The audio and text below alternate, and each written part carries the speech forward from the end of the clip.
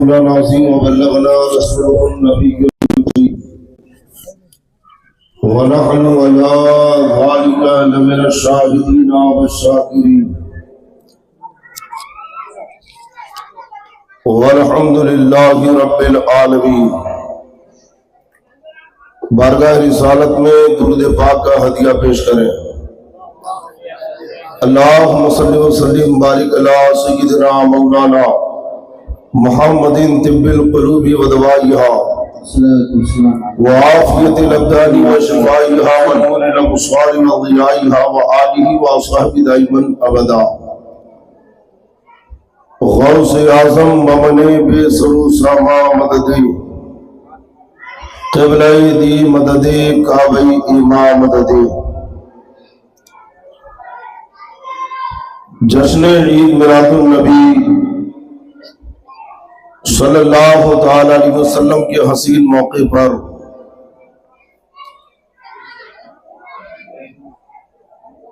جمعیت الانصار کے زیر اہتمام یہ عظیم الشان جلسہ غلاموں نے اپنے آقا ساری کائنات کے تاجدار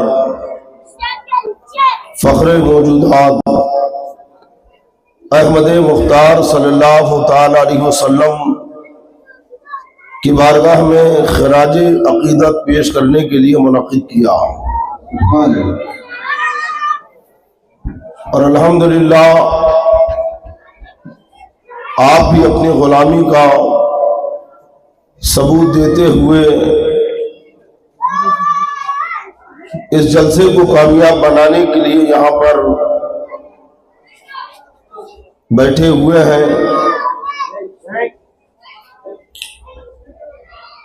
جو حضرات پیچھے ٹہل رکھے ہیں یا ادھر ادھر بیٹھے ہیں یا بچے شور شرابہ کر رکھے ہیں، میں ان سے گزارش کروں گا کہ تھوڑی دیر کے لیے مطمئن ہو جائیں اور ادب و احترام کے ساتھ بیٹھ کر آج کی یہ گفتگو آپ سماعت کریں۔ انشاءاللہ تبارک و تعالی آج آپ کو سننا ہے کہ حضور نور ہے۔ سنیں گے انشاءاللہ پورے دلائل کے ساتھ کہ حضور نور ہے۔ ہم اہل سنت والجماعت کا عقیدہ کیا ہے؟ حضور نور ہے، اور حضور کے نور سے اللہ نے پوری کائنات کو بنایا۔ جتنی چیزیں ہیں سب حضور کے نور سے بنی ہیں۔ کیسے بنی ہیں میں انشاءاللہ حدیث پاک پڑھ کر آپ کو بتاؤں گا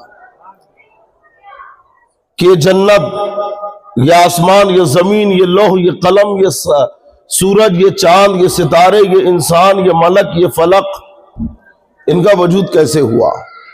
سننا چاہتے ہیں؟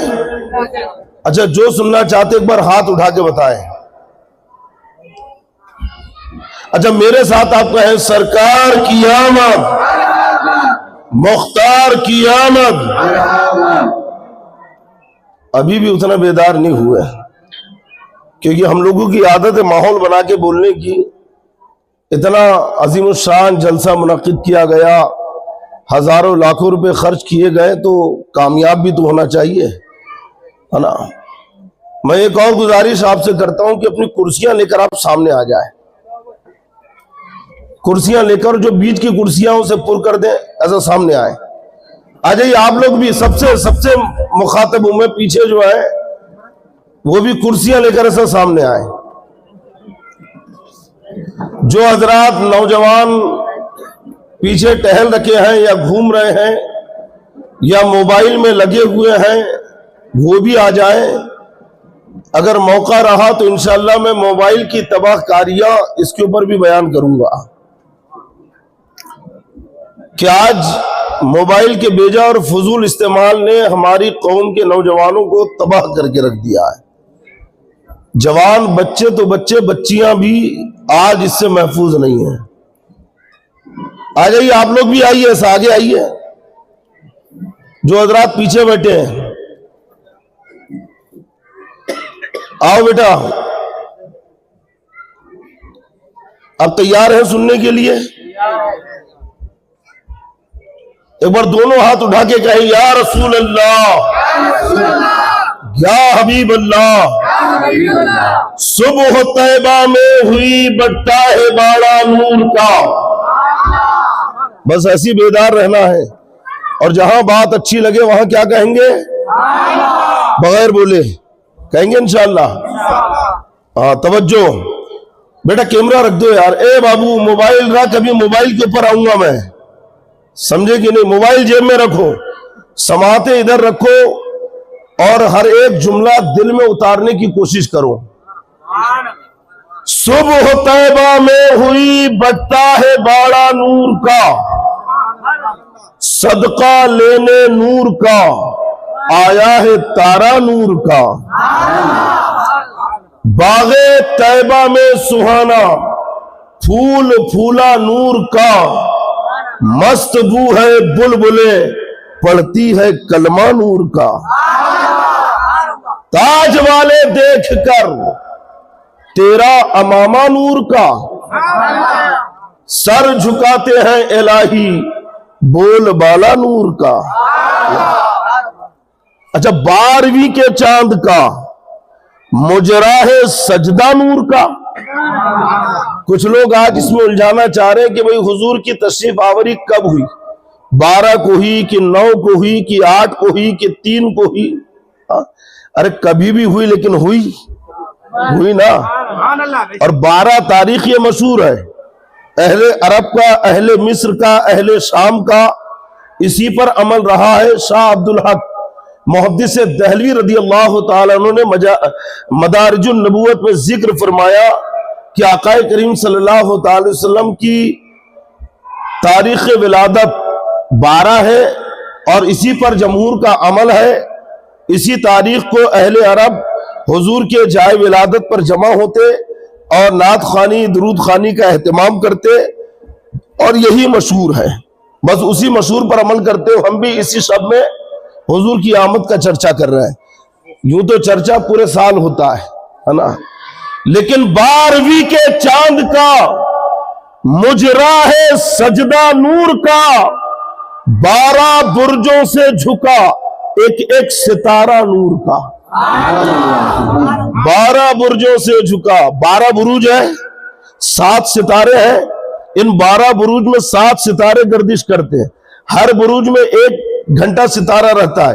انہی 12 بروج کو دیکھ کر یہ گھڑی بنی ہے، دن کے 12 گھنٹے، رات کے 12 گھنٹے، ہے نا۔ 12 بروج کیا ہے تو حمل، سور، جوزہ، سرطان، اسد، سنبلہ، میزان، عقرب، قوس، جدی، دلو، حوت۔ یہ 12 بروج زحل، مشتری، مریخ، شمس، زہرہ، عطارد، قمر، یہ 7 ستارے۔ یہ علم نجوم کی اصطلاح ہے۔ اعلیٰ حضرت امام اہل سنت نے جب نبی کی شان میں قلم اٹھایا تو علم نجوم کو بھی نبی کی نعت کی خدمت میں لگا دیا۔ 12ویں کے چاند کا مجرا ہے سجدہ نور کا، 12 برجوں سے جھکا ایک ایک ستارہ نور کا، اور تیری نسل پاک میں ہے بچہ بچہ نور کا۔ تیری نسل پاک میں ہے بچہ بچہ نور کا، تو ہے عین نور، تیرا سب گھرانہ نور کا۔ شمع دل، مشکات تن، سینہ زجاجہ نور کا۔ شمع کسے کہتے ہیں؟ بولو یار، چراغ کو۔ مشکات کہتے تاک کو، جس فانوس میں تاک میں چراغ رکھا جاتا ہے اسے مشکات کہتے ہیں، اور اس کے اوپر جو کانچ لگا ہے نا، عربی میں کانچ کو زجاج کہتے ہیں۔ کیا کہتے ہیں؟ زجاج، ہے نا۔ اب حضور کی شان دیکھو، شمع دل، مشکات تن، سینہ زجاجہ نور کا، تیری صورت کے لیے آیا ہے سورہ نور کا۔ تیری صورت کے لیے آیا ہے سورہ نور کا ان کے قصر قدر سے، خلد ایک کمرہ نور کا، ان کے قصر قدر سے خلد ایک کمرہ نور کا، سدرا پائے باغ میں ننا سا پودا نور کا۔ اتنی بڑی بات یہاں پہ امام اہل سنت نے کہہ دی ہے۔ قصر قدر، قصر یعنی محل، قدر یعنی عزت، ہے نا؟ قصر قدر حضور کی عزت کا محل اتنا بڑا ہے کہ پوری جنت حضور کے محل کا ایک کمرہ ہے۔ ان کے قصر قدر سے خلد ایک کمرہ نور کا، پوری جنت صرف ایک کمرہ ہے، اور سدرا پائے باغ میں ننا سا پودا نور کا، ہے نا؟ پودا کسے کہتے پتا ہے؟ اچھا سدرا کیا ہے؟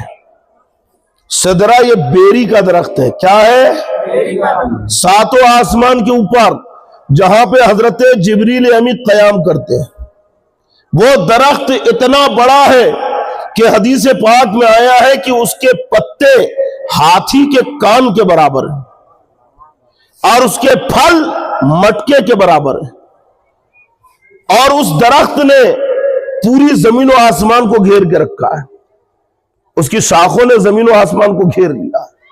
اندازہ لگائیں وہ درخت کتنا بڑا ہوگا۔ آگے بات یہ ذہن میں رکھو ابھی، ہے نا؟ سدرا کسے کہتے ہیں؟ بیری کا درخت۔ کتنا بڑا ہے کہ زمین و آسمان کو اس کی شاخوں نے گھیر لیا ہے۔ بات ذہن میں آ گئی؟ اس کے پھل کتنے بڑے ہیں؟ پتے کتنے بڑے ہیں؟ اب آؤ، اعلیٰ حضرت فرما رکھے ان کے قصر قدر سے خلد ایک کمرہ نور کا، حضور کی عزت کا محل اتنا بڑا ہے کہ پوری جنت اس کا ایک کمرہ ہے۔ ہم کہتے ہیں کہ جنت کتنی بڑی ہے، جنت کتنی بڑی ہے کہ اعلیٰ حضرت نے سمیٹ کے اسے حضور کے محل کا ایک کمرہ بتا دیا۔ میں بھی ایک حدیث پاک پڑھوں گا بخاری شریف کی، آپ خود دنگ رہ جائیں گے کہ جنت کا احاطہ کرنے کے لیے، جنت کو ذہن میں سمیٹنے کے لیے بھی عشق چاہیے۔ کتنی بڑی ہے جنت، اندازہ کرو۔ اللہ کے نبی صلی اللہ تعالی علیہ وسلم فرماتے ہیں سب سے آخر میں جو جہنم سے نکالا جائے گا اور سب سے آخر میں جسے جنت میں داخل کیا جائے گا، میں اسے جانتا ہوں۔ بولے یار سبحان اللہ۔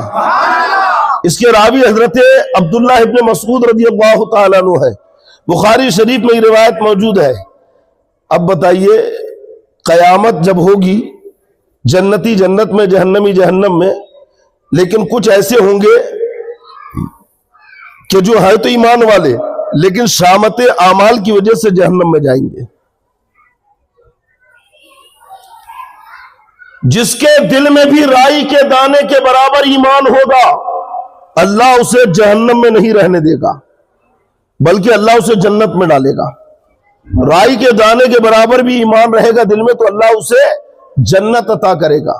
ہاں یہ اور بات ہے کہ اس کی بدکاریوں کی وجہ سے، اس کی بدعمالیوں کی وجہ سے، شراب، جوا، زنا، ان تمام حرام کا ارتکاب کرنے کی وجہ سے، نمازیں چھوڑنے کی وجہ سے، داڑھی کٹانے کی وجہ سے، ماں باپ کو ستانے اور گالیاں دینے کی وجہ سے، ایک دوسرے کے حقوق مارنے کی وجہ سے، بھائی کا حق تلف کرنے کی وجہ سے، پڑوسیوں کو ستانے کی وجہ سے، دوسروں کو ذلیل کرنے کی وجہ سے، غرور، تکبر اور گھمنڈ کی وجہ سے اللہ اسے جہنم میں ڈالے گا۔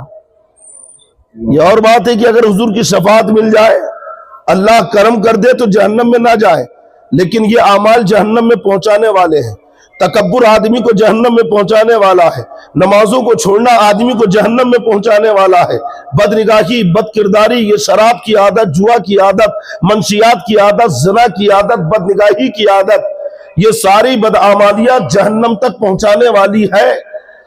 خدا نہ کرے کوئی مسلمان اگر ان بدعمالی کی وجہ سے حضور کی شفاعت نہ ملی اور چلا گیا جہنم میں، اللہ نے اس وقت رحم نہ کیا، جہنم میں گیا، عذاب ہوا، گناہ دھلے، صاف ہوئے، اس کے بعد پھر جنت میں اسے نکال کے بھیجا جائے گا۔ تو جس کے دل میں بھی رائی کے دانے کے برابر ایمان ہے جہنم سے نکال لیا جائے گا، جنت میں بھیج دیا جائے گا۔ اب جنت میں صرف ایمان والے رہیں گے اور جہنم میں صرف کفار و مشرکین، منافقین، مرتدین رہیں گے۔ بات ذہن میں آ گئی؟ اب ان بدعمالیاں کرنے والوں میں بھی جو سب سے آخر میں نکلے گا جس کے دل میں ایمان ہے، اب اس کے بعد کوئی مومن جہنم میں نہیں رہے گا، صرف کفار و مشرکین رہ گئے جہنم میں۔ تو رسول پاک صلی اللہ تعالی وسلم فرماتے ہیں اس آخری شخص کو میں جانتا ہوں جسے جہنم سے نکالا جائے گا اور جنت میں ڈالا جائے گا، میں اسے جانتا ہوں۔ اسی کو علم غیب کہتے ہیں۔ جو کہتا ہے حضور کو علم غیب نہیں ہے، اسے یہ حدیث سناؤ کہ مصطفیٰ خبر دے رہے ہیں کہ میں اسے، اچھا فرشتے اسے جب جنت میں لے کے چلیں گے، بھیجیں گے، ڈالیں گے، وہ جنت میں جائے گا اور پھر واپس آئے گا، آ کے کہے گا کہ فرشتوں سب سے آخر میں ڈالا جا رہا ہے جنت میں، اب جنت بھر گئی ہوگی، میرے لیے وہاں جگہ کہاں؟ اللہ فرمائے گا کہ یہ فرشتوں اس سے کہو کہ جا جنت میں، اسے فرشتے پھر دوبارہ بھیجیں گے، جائے گا اور پھر آ جائے گا، پورا بھی اندر نہیں جائے گا، کہے گا بھائی جنت تو بھر گئی، آخر میں بھیجا جا رہا ہے مجھے۔ پھر فرشتے تیسری بار بھیجیں گے، تیسری بار بھی واپس آ جائے گا، کہے گا میرے لیے وہاں جگہ کہاں، سب سے آخر میں مجھے بھیجا گیا۔ تو رب فرمائے گا کہ اس سے کہو کہ یہ گمان کرتا ہے کہ جنت بھر گئی ہوگی، یہ اللہ کی جنت کو اتنی تنگ سمجھتا ہے، اتنی چھوٹی سمجھتا ہے، یہ سوچ رہا ہے کہ جنت بھر گئی ہوگی۔ اس سے کہو کہ اگر میں تجھے جنت میں اتنی جگہ دوں جتنی بڑی دنیا ہے، پیچھے والے سن رہے ہیں؟ سبحان اللہ کیوں نہیں کہہ رہے ہیں؟ اللہ فرمائے گا کہ اگر میں تجھے جنت میں اتنی جگہ دوں جتنی بڑی یہ دنیا ہے، زمین ہے، پرتھوی ہے، تو کیا تو جنت میں پھر جائے گا؟ اگر کسی کو بیٹھے بٹھائے 1,00,000 2,00,000 کروڑ 2 کروڑ مل جائے تو بتاؤ اس کا کیا حال ہوگا؟ ارے جو نیا نیا امیر ہوتا ہے نا، اچانک میں دولت آگے، باپ دادا کی کوئی دبی پرانی ہے نا مل گئی پراپرٹی اور پتہ چلا اس کے کھاتے میں کروڑوں روپے آ رہے ہیں تو حواس باختہ ہو جاتے ہیں۔ اچانک میں کسی کو دولت مل جائے تو لہجے بدل جاتے ہیں، انداز بدل جاتے ہیں، چالیں بدل جاتی ہے، تکبر گھر میں جگہ بنا لیتا ہے، غرور کا شکار ہو جاتا ہے، حواس اس کے کام نہیں کرتے، زبان سے کچھ بھی بک دیتا ہے۔ اچانک میں دولت مل گئی۔ دنیا کی دولت اگر اچانک آدمی کو مل جائے تو ہوش میں نہ رہے، کچھ بھی کہہ دے، اسے تو جنت مل گئی، اور جنت میں بھی 1000 2000 اسکوائر فٹ نہیں بلکہ دنیا کے برابر جگہ مل رکھی ہے، تو وہ بھی بے خود ہو گیا، اور بے خودی میں کہتا ہے کہ اے اللہ کیا تو مجھ سے مذاق کر رہا ہے؟ بخاری کے الفاظ ہیں حدیث پاک میں، وہ کہے گا کہ اے اللہ کیا تو مجھ سے مذاق فرما رہا ہے، مذاق کر رہا ہے، اور پھر خود ہی کہے گا جبکہ تو رب العالمین ہے، اے اللہ تو رب العالمین ہے اور تو مجھ سے مذاق فرما رہا ہے۔ رب فرمائے گا کہ اے بندے میں مذاق نہیں کرتا، اللہ مذاق کرنے سے پاک ہے، مذاق کرنے سے اللہ کی ذات پاک ہے۔ رب فرمائے گا میں مذاق نہیں کرتا بلکہ دنیا کے برابر اور اتنی ہی 10 گنا جگہ، یعنی 10 دنیا کے برابر جگہ جنت میں نے تجھے عطا کی، 10 دنیا کے برابر۔ حضرت عبداللہ ابن مسعود نے یہ روایت کیا اور مسکرانے لگے، ہنسنے لگے۔ صحابہ سے کہتے ہیں کہ پوچھو گے نہیں کہ کیوں ہنس رہا ہوں؟ صحابہ نے کہا بتائیے کیوں ہنس رہے ہیں؟ تو کہتے ہیں اس لیے کیونکہ حضور بھی یہ فرما کر مسکرائے تھے، حضور نے بھی یہاں پہ تبسم بکھیرے تھے، اور حضور نے مسکرا کے فرمایا تھا کہ سنو وہ جنت میں ادنا ہوگا، یعنی نبی مسکرا کے بتا رکھے ہیں کہ سب سے آخر میں جانے والا جنت میں اتنی بڑی پراپرٹی پالے تو پھر سیدنا صدیق اکبر کی جنت کا عالم کیا ہوگا، حضرت عمر کی پراپرٹی کا عالم کیا ہوگا، حضرت عثمان غنی، حضرت مولا علی، حضرت حسنین کریمین، سرکار غوث پاک، سرکار غریب نواز، انہیں کتنی جگہ دی جائے گی، سب سے آخر میں جا رہا ہے تو صرف اس ایک آدمی کی جنت میں ملکیت 10 دنیا کے برابر. تو بتاؤ غوث پاک کی جگہ کتنی بڑی ہوگی, غریب نواز کی کتنی بڑی ہوگی, پھر ایک مسلمان کی جس نے اچھے کام کیے اسے کتنی جنت دی جائے گی. حدیث پاک میں ہے. اب بتاؤ جنت کتنی بڑی ہے, لگاؤ اندازہ, لگا سکتا ہے کوئی؟ مولانا صاحب یہ حدیث پڑھنے کے بعد کوئی بتا سکتا ہے جنت کتنی بڑی ہے؟ ارے ایک آدمی کو 10 دنیا کے برابر پراپرٹی مل گئی جبکہ وہ ادنا ہے, آخر میں گیا عذاب بھگت کے گیا, تھوڑا سا دل میں ایمان تھا, اسی بنیاد پر جنت ملی, اور جنت میں اتنی جگہ. تو دوسرے جو اچھے اور نیک مسلمان ہیں ان کی جگہ کا عالم کیا ہوگا؟ پھر اولیاء کرام, اقطاب, اغیاث, انبیاء, پھر رسول پاک صلی اللہ علیہ وسلم. خیر آپ تو پوری جنت کے مالک ہیں, حضور تو مالک ہی ہے, میں تو مالک ہی کہوں گا کہ ہو مالک کے حبیب. یعنی محبوب و محب میں نہیں, میرا تیرا کوئی اندازہ نہیں کر سکتا جنت کتنی بڑی ہے. لیکن اعلیٰ حضرت امام اہل سنت کا عشق دیکھو کہ جب عشق کی مستی چڑھی ہے, حضور کی محبت کا جام پیا ہے, اور جب خمار چڑھا ہے تو پوری جنت کو سمیٹ کر حضور کے عزت کے محل کا ایک کمرہ بنا دیا. ان کے قصر قدر سے خود ایک کمرہ نور کا. آدمی جب مکان بناتا ہے, حویلی بناتا ہے, تو مکان کے باہر ایک چھوٹا سا باغیچہ بناتا ہے نا, باؤنڈری کھینچ دے گا, اس کے اندر میں جھاڑ لگائے گا, اسے اصل میں پائے باغ کہتے ہیں. کیا کہتے ہیں؟ پائے باغ.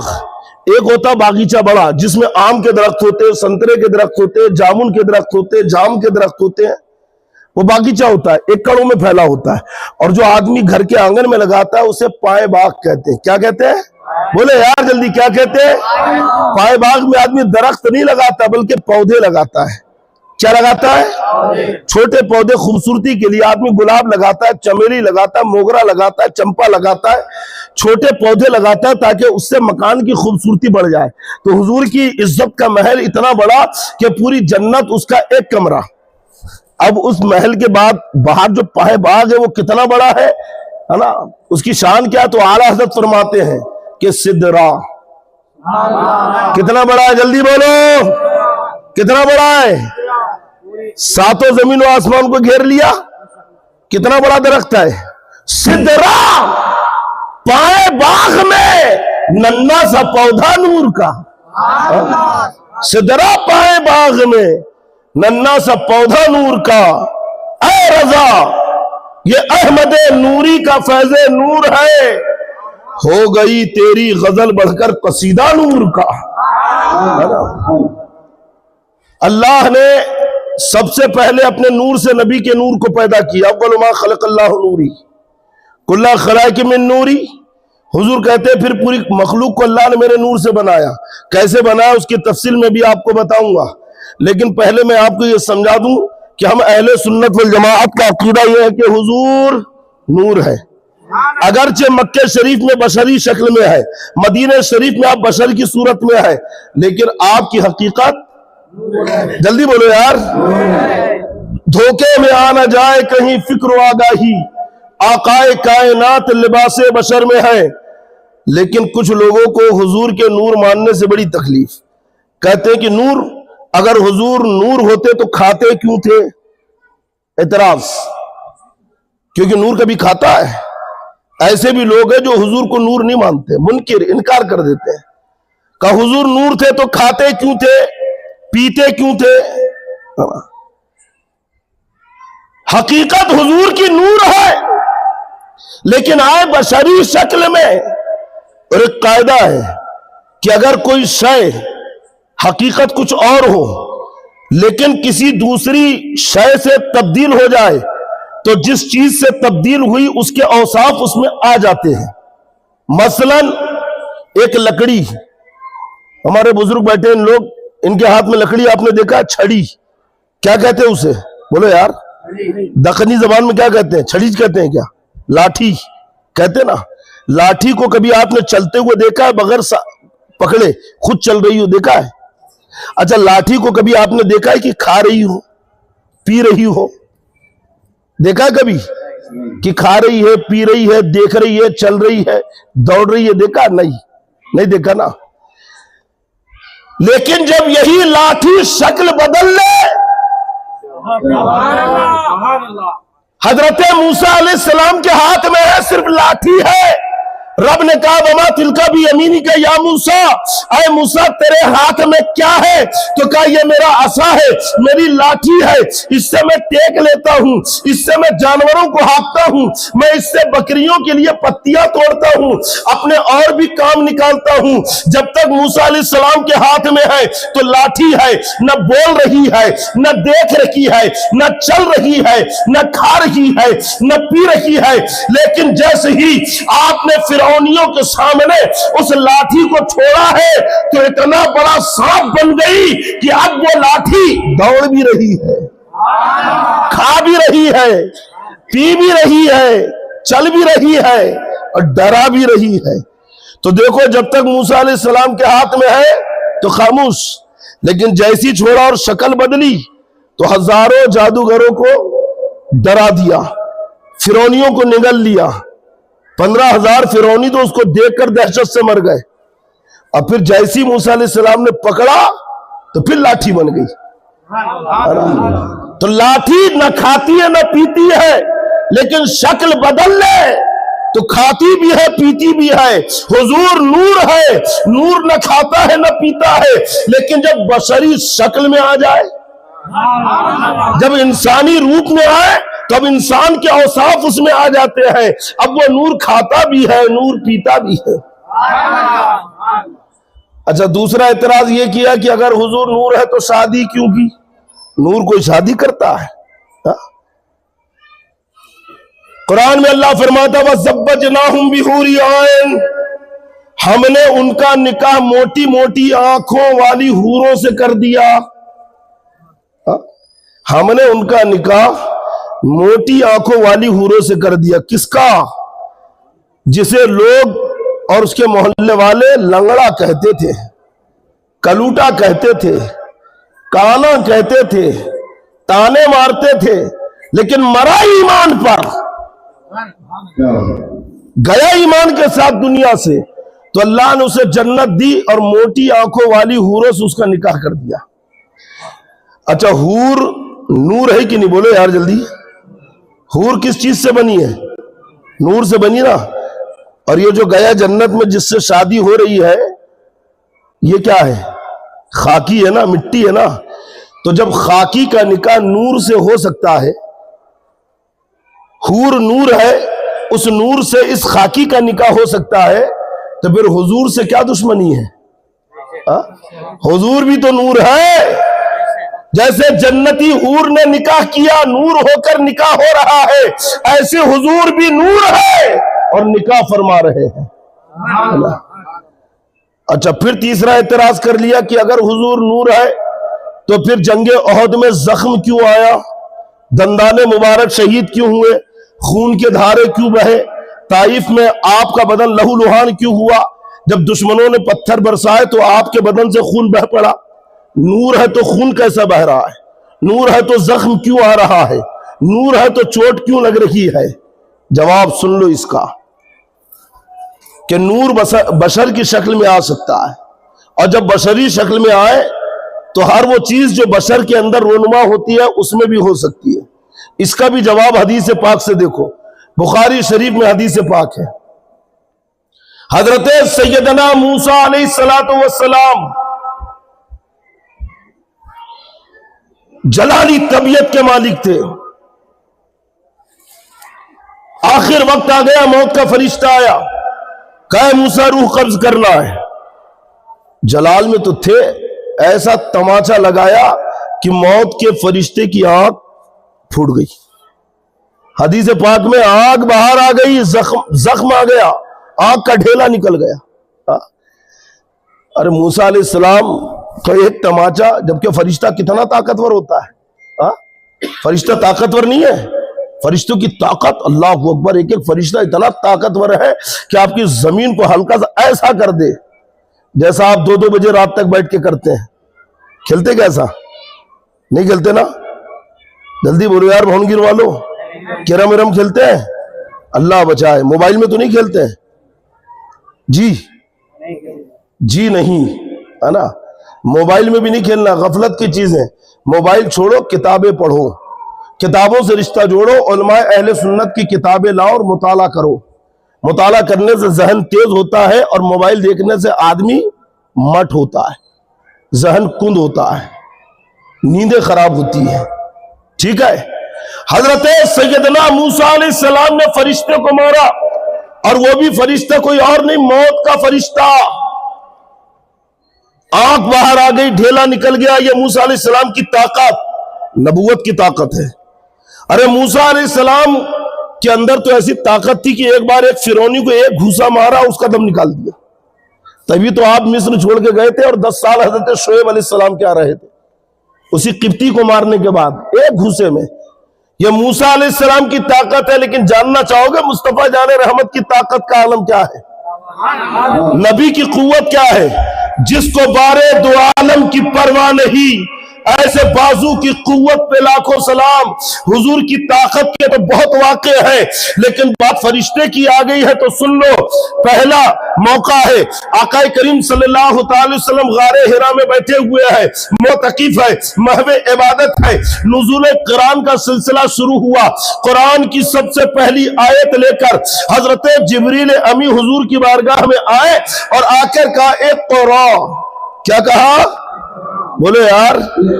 بخاری باب و بدائل وحی کے اندر یہ حدیث پاک موجود ہے. مشکات شریف میں بھی صاحب مشکات نے باقاعدہ ایک باب بانا ہے، بدء الوحی ہے نا. جو میں یہ روایت سنا رہا ہوں یہ مشکات کے اندر موجود ہے. حضرت سیدنا جبریل امی نے کہا اقرا. کیا مطلب ہے اس کا؟ امر کا صیغہ ہے نا، قرأ یقرأ سے پڑھ. اب حضور کی بارگاہ میں تو ہم کہیں گے کہ جبریل نے کہا پڑھیے. کیا کہا؟ پڑھیے. اللہ کے نبی صلی اللہ تعالی وسلم نے کہا کہ ما انا بقاری. اس کا صحیح ترجمہ یہ ہے کہ میں نہیں پڑھتا. حضور نے کیا فرمایا؟ ہاں. کچھ عقل کے اندھوں نے اس کا ترجمہ کر دیا کہ حضور نے کہا کہ مجھے پڑھنا نہیں آتا. حضور کو ان پڑھ کہہ دیا. بہت سارے لوگ ہیں حضور کو امی کہہ دیتے ہیں. بھائی امی ہے ٹھیک ہے، لیکن امی کا معنی حضور کے لیے یہ ہے کہ دنیا میں کسی سے نہیں پڑھا. جبریل قرآن لے کر آئے کہ یہ قرآن پڑھیے. میرے آقا کہہ رہے مانا بقاری. اگر اس کا ترجمہ یہ کیا جائے کہ حضور نے کہا مجھے پڑھنا نہیں آتا، تو پھر وہ کس کے لیے آیا ہے؟ وَيُعَلِّمُ الْكِتَابَ، کہ یہ تمہیں کتاب سکھانے کے لیے آئے ہیں. نبی کی شان تو یہ ہے کہ اللہ قرآن میں فرما رہا ہے کہ نبی قرآن سکھانے آئے ہیں، اور حضور کی شان تو یہ ہے کہ الرحمن علم القرآن، رحمان نے آپ کو قرآن سکھایا. تو جسے رحمان نے سکھایا ہو، رحمان نے پڑھایا ہو، کیا وہ ان پڑھ ہو سکتا ہے؟ حضور تو ساری کائنات کو پڑھانے کے لیے آئے ہیں. وَيُزَكِّيهِمْ، اور کفر اور شرک کی گندگی سے پاک کرنے کے لیے آئے ہیں. حضور کو پڑھنا آتا ہے، لیکن آپ نے کہا نہیں پڑھتا. کچھ لوگوں نے یہ سمجھ لیا کہ حضور نے کہا مجھے پڑھنا نہیں آتا. ارے بھائی اگر آپ گھر میں بیٹھے ہیں کھانا کھا رہے ہیں، اچانک آپ کا کوئی دوست اور رشتہ دار آ جائے اور آپ اس سے کہے کہ آؤ کھانا کھانے، آئیے کھانا کھانے، بلاتے ہیں کہ نہیں؟ آپ بلاتے ہیں نا پکا. کنجوسی تو نہیں کرتے ہیں. کنجوسی کرو گے برکتیں اڑ جائیں گی. اگر گھر میں برکتیں چاہتے ہو تو فراخ دلی سے مہمان نوازی کرو. بندہ جو خرچ کرتا ہے نا اس سے مال بڑھتا ہے. حضرت موسیٰ علیہ السلام ایک راستے سے جا رہے تھے تو آپ نے دیکھا کہ ایک کسان آیا اور آ کے کہتا ہے کہ موسیٰ بڑا پریشان ہو گیا، روز کی کل لگی ہے، اتنا محنت کرتا ہوں پیسہ کچھ بھی نہیں دکھتا، 4 دن کھانا نہیں ملتا. ایک کام کریے آپ دعا کریے کہ میرے نصیب میں جتنا رزق ہے اللہ پورا ایک ساتھ دے دے، تاکہ کھا پی کے ختم کروں اور بس ہے نا، کھا پی کے ختم کروں اور معاملہ میرا بھی کلیئر. کیا روز کی محنت. موسیٰ علیہ السلام نے سمجھایا کہ بھئی ایسا مت کر، یہ اللہ کا نظام ہے. اس کے نہیں، آپ دعا کریے. گاؤں کا تو تھا دیہاتی ہے نا، آپ نے دعا کر دی. جلالی تو تھے، کیسا جا جب دعا کی تو کیا دیکھا کہ اس کے رزق کا ڈھیر اترا، اور یہ پوری زندگی کا رزق ہے۔ عرض کرتے کہ مولا یہ کمبخت تو 2-4 دن میں کھا کے ختم کر دے گا۔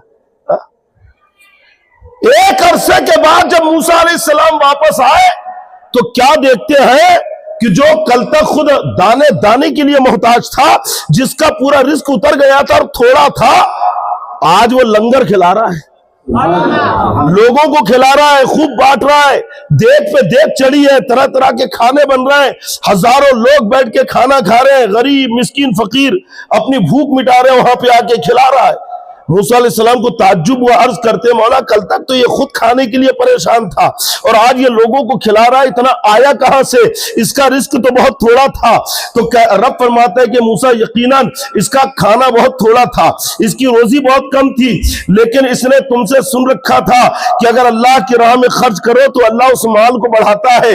جب اسے روزی میں نے ایک ساتھ دے دیا تو اس نے خود نہیں کھایا بلکہ غریبوں کو کھلانا شروع کر دیا، مفلسوں کو کھلانا شروع کر دیا، تو میں نے بھی برکت دینا شروع کر دی۔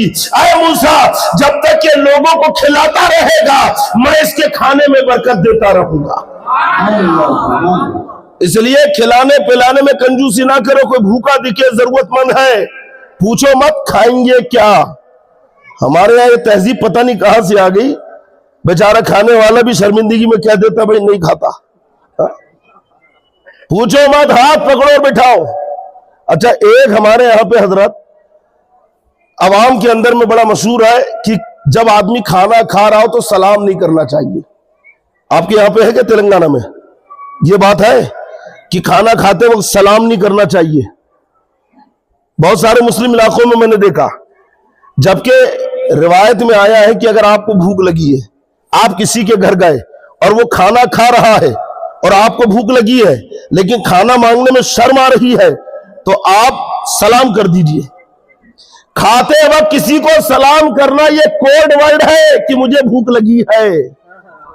جیسے کسی کے دروازے پہ سلام کرنا یہ داخل ہونے کی اجازت ہے کہ میں داخل ہونا چاہتا ہوں، بات ذہن میں آ گئی؟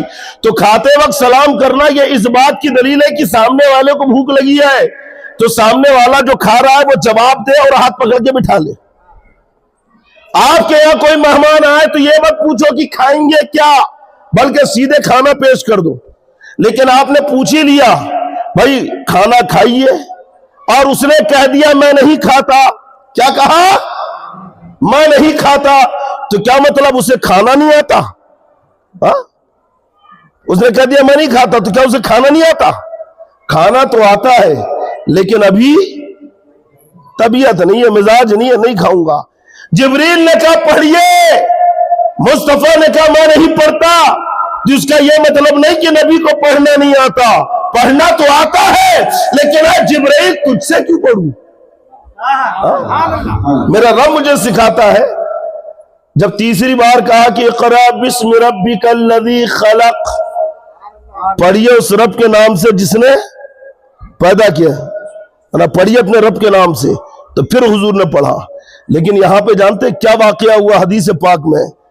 اللہ کے نبی فرماتے جبریل نے کہا اقرا پڑھیے، تو میں نے کہا مانا بقاری میں نہیں پڑھتا، تو جبریل نے مجھے پکڑ لیا ایسا دونوں ہاتھوں سے، یعنی حضور بیچ میں اور جبریل نے ایسا ہاتھ سے حضور کو دبایا۔ کون دبا رہا ہے؟ بولیے یار، حضرت جبریل امین نے دبایا۔ اللہ کے نبی فرماتے ہیں کہ اتنا دبایا، اتنی طاقت سے دبایا کہ جبریل تھک گئے اور مجھے چھوڑ دیا۔ جبریل تھک گئے، مصطفیٰ نہیں تھکے، جبریل تھک گئے۔ پھر دوسری بار کہا اقرا، میں نے کہا مانا بقاری، میں نہیں پڑھتا، تو پھر جبریل نے دبایا، اتنی زور سے دبایا کہ جبریل کو مشقت پہنچی اور جبریل تھک گئے، چھوڑ دیا۔ پھر تیسری بار دبایا مجھے، لیکن اب چوتھی بار کا اپنے رب کے نام سے پڑھیے، تو پھر میں نے پڑھنا شروع کر دیا۔ اب بتانا مقصود یہ ہے کہ کون جبرائیل؟ وہ کہ جنہوں نے جب اپنی اصلی شکل دکھانا چاہی تو 600 پروں کو کھول دیا، ایک ایک پر اتنا بڑا کہ زمین و آسمان کو چھپا لے، اگر زمین پہ کھڑے ہو جائے تو آسمان پہ آپ کا سر لگے۔ جبریل کی طاقت کا عالم یہ ہے کہ جب قوم عاد کو عذاب دینا مقصود تھا تو آپ آئے اور زمین و آسمان کے بیچ سے ایسی چیخ ماری ہے کہ قوم عاد کے لوگوں کے دل سینوں کے اندر پھٹ گئے اور ان کے بھیجے ناک اور منہ کے راستے سے باہر بہ گئے۔ قوم سمود کو جب عذاب دینا مقصود ہوا، اللہ نے جبریل امی کو بھیجا، آپ نے زمین و آسمان کے بیچ سے ایسی چنگھاڑ لگائی کہ قوم سمود کی بستیوں میں زلزلے آ گئے، بڑے بڑے پہاڑ وہاں پہ ڈھیر ہو گئے اور قوم سمود زمین کے اندر دھس کے رہ گئے۔ حضرت لوط علیہ السلام کی بستی پر جب عذاب نازل کرنے کے لیے آپ تشریف لائے تو آپ نے اپنے ہاتھ کی چھوٹی انگلی سے قوم لوط کی بستی کو اٹھایا، جہاں سے اٹھایا تھا وہاں پر سمندر کی طرح گہرائی بن گئی اور آسمان کی بلندی پہ لیا کے پلٹا دیا۔ وہ جبریل کہ جس کی آواز سے زمین میں زلزلے پیدا ہو جائے، وہ جبریل جس کی آواز سے لوگوں کے سینوں میں دل پھٹ جائے، وہ جبریل جو ہاتھ کی چھوٹی انگلی سے زمین کو اٹھا کے پلٹا دے، وہی جبرائیل جب مصطفیٰ کو دباتے ہیں تو خود ہی تھک جاتے ہیں۔ اب بتاؤ مصطفیٰ کی طاقت کا عالم کیا ہے، نبی کی بہادری کا عالم کیا ہے، اتنے طاقتور ہے میرے مصطفیٰ۔ حضرت موسیٰ علیہ السلام کی طاقت کی فرشتے کی آنکھ نکال دی، اور مصطفیٰ جان رحمت کی طاقت یہ کہ جبریل امی دبا رہے ہیں اور خود ہی مشقت میں پڑ رہے ہیں، خود ہی تھک رہے ہیں نا۔ حضرت موسیٰ علیہ السلام نے جب فرشتے کو تماچا مارا، آنکھ باہر آ گئی، فرشتہ گیا کہا کہ مولا تیرے نبی نے دیکھ کیا حال کیا ہے، میری آنکھ پھوڑ دی۔ اللہ نے قدرت کاملہ سے آنکھ درست کی اور کہا کہ جنت سے ایک بیل لے کے جاؤ اور موسیٰ سے کہنا کہ اس بیل کی پیٹھ پر ہاتھ رکھے، جتنے بال آپ کے ہاتھ کے نیچے آئیں گے ایسا ہاتھ رکھا، اور جتنے بھی اس دائرے میں بال آئے اتنے سال آپ کو دنیا میں رہنے کی اجازت، ہر بال کے بدلے میں 1 سال، ہر بال کے بدلے میں۔ اچھا پہلے کے لوگ بہت اونچے پورے بھی ہوتے تھے اور جو جتنا اونچا پورا ہوتا اس کا پنجہ بھی اتنا بڑا، حضرت موسیٰ علیہ السلام کا بھی پنجہ بہت بڑا تھا، اونچے پورے تھے۔ اگر آپ بیل کی پیٹھ پہ ہاتھ رکھ دیتے تو آج ہم بھی موسیٰ علیہ السلام کا دیدار کر لیتے، کرتے کہ نہیں؟ کرتے نا، ہزاروں بال آپ کے ہاتھ کے نیچے آ جاتے، آج ہم بھی موسیٰ علیہ السلام کا جلوہ دیکھ لیتے۔ لیکن موسیٰ علیہ السلام نے کہا کہ اچھا اس کے بعد پھر کیا ہوگا؟ کہا پھر یہ ٹائم بھی جب پورا ہو جائے گا تو تب پھر آؤں گا، کیونکہ کلو نفس ذائقۃ الموت، ہر نفس کو موت کا مزہ چکھنا ہے۔ اے موسیٰ کلیم اللہ میں آؤں گا، یہ اور بات ہے کہ انبیاء کی موت الگ ہے، ہم جیسے گناہگاروں کی موت الگ ہے، پھر آؤں گا روح قبض کرنے۔ تو موسیٰ علیہ السلام نے کہا کہ اے فرشتے ابھی لے کے چل، اسی وقت روح قبض کر لی۔ یہ حدیث بخاری میں ہے۔ اب بتانا یہاں پہ یہ ہے کہ اللہ نے انسان کو کس چیز سے پیدا کیا؟ بولو یار نیند آ رہی ہے پیچھے والے؟ اللہ نے انسان کو کس چیز سے پیدا کیا؟ کھنکھناتی مٹی سے پیدا کیا نا، خلق الانسان من صلصال کالفخار، کھنکھناتی مٹی سے انسان کو پیدا کیا۔ وخلق الجان من مارج من نار، اور جنات کو آدمی نے کس چیز سے پیدا کیا؟ اللہ نے کس چیز سے پیدا کیا؟ انسان کو مٹی سے بنایا، جنات کو آگ سے بنایا، اور فرشتوں کو، سب بولو یار، فرشتوں کو، فرشتہ کس چیز سے پیدا ہوا؟ جب نور ہے تو آگ پھوٹی کیسے؟ جب فرشتہ نور ہے تو آگ پھوٹی کیسے؟ بات ذہن میں آ گئی؟ جیسے فرشتہ ہو کر موت کا جو فرشتہ ملک الموت نوری ہو کر، نور کا ہو کر آگ پھوٹ سکتی ہے، تو ویسے حضور کو بھی میدان احد میں زخم آئے، سمجھ گئے آپ؟ طائف کے میدان میں آپ کا بدن زخمی ہوا ہے۔ جب فرشتہ زخمی ہو سکتا ہے اگر انسانی شکل میں آ جائے تو حضور کو زخم آ گئے تو تعجب کیا ہے؟ کیونکہ حضور بشری شکل میں ہے۔ بات ذہن میں آ گئی؟ تو ہم اہل سنت والجماعت کا عقیدہ کیا ہے کہ حضور نور ہے، اور حضور کے نور سے پوری کائنات کو اللہ نے بنایا۔ جو شے تیری نگاہ سے گزرے درود پڑھ، ہر جز و کل ہے مظہر انوار مصطفیٰ۔ اعلیٰ حضرت امام اہل سنت فرماتے ہیں کہ وہی جلوہ شہر با شہر ہے، وہی اصل عالم و دہر ہے، وہی بحر ہے، وہی لہر ہے، وہی پات ہے، وہی دھار ہے۔ اور فرماتے اعلیٰ حضرت کہ غایت و علت سبب بحر جاں تم ہو سب، تم سے بنا تم بنا، بنا سے مراد یہاں پہ بنیاد ہے نا، اصل، تم بنا تم پہ کروڑوں درود۔ پوری کائنات حضور کے نور سے بنی۔ کیسے بنی سننا چاہتے ہو؟ پیچھے والے جلدی بولو، اگر سننا چاہتے ہو تو ایک بار ہاتھ اٹھا کے کہو یا رسول اللہ، یا حبیب اللہ۔ امام مرین عن ابن منقدر عن جابر قال سألت رسول اللہ صلی اللہ تعالی علیہ وسلم عن اول شيء خلقه الله تعالى فقال هو نور نبيك يا جابر، خلقه الله ثم خلق فيه كل خير وخلق بعده كل شيء، وهنا خلقه وقامه قدامهم من مقام القرب 12,000 سنة، ثم جعله 4 أقسام، فخلق العرش والكرسي من قسم، وحملة العرش وخزنة الكرسي من قسم، وقام القسم الرابع في مقامه 12,000 سنة، ثم جعله 4 أقسام، فخلق القلم من قسم، واللوح من قسم، والجنة من قسم، ثم أقام القسم الرابع في مقام الخوف 12,000 سنة، ثم جعله 4 أقسام 4 أجزاء، فخلق الملائكة من جزء، والشمس من جزء، والقمر والكواكب من جزء، وأقام الجزء الرابع في مقام الرجاء 12,000 سنة،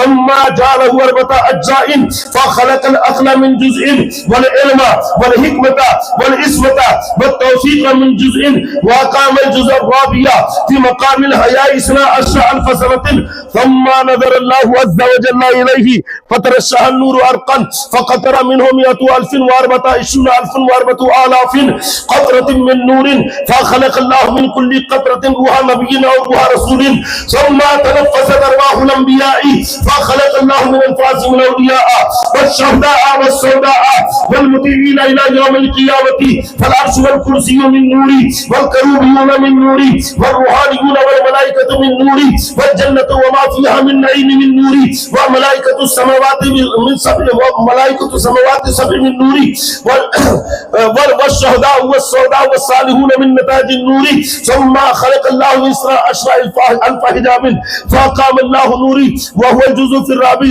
كل حجاب 1000 سنة، فلما أخرج الله من الحجب ركبه الله في الأرض، فكان يضيء منها ما بين المشرق والمغرب كالسراج في الليل المظلم، ثم خلق الله آدم من الأرض فركب فيه النور في جبينه، ثم انتقل منه إلى شيس، وكان ينتقل من طاكر إلى طيب، ومن طيب إلى طاكر، إلى أن أوصله الله صلب عبد الله بن عبد المطلب، ومنه إلى الرحم أمي آمنة بنت وهب، ثم أخرجني إلى الدنيا فجعلني سيد المرسلين وخاتم النبيين ورحمة للعالمين وقائد الغر المهجرين، وهكذا كان بدء خلق نبيك يا جابر۔